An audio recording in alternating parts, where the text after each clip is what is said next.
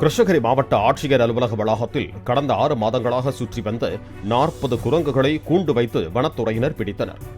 கூட்டமாக சுற்றி வந்த குரங்குகள் திடீரென அலுவலகத்திற்குள் புகுந்து கோப்புகளை சேதப்படுத்துவது, வாகனத்தில் செல்வோரை அச்சுறுத்தும் வகையில் நடந்து கொண்டதாகவும் கூறப்படுகிறது. பிடிபட்ட குரங்குகள் கொங்கணப்பள்ளி காப்புக்காட்டில் விடப்படும் என தெரிவிக்கப்பட்டது.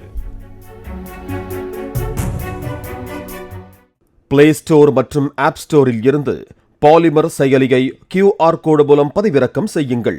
செய்திகளை உடனுக்குடன் பெறுங்கள்.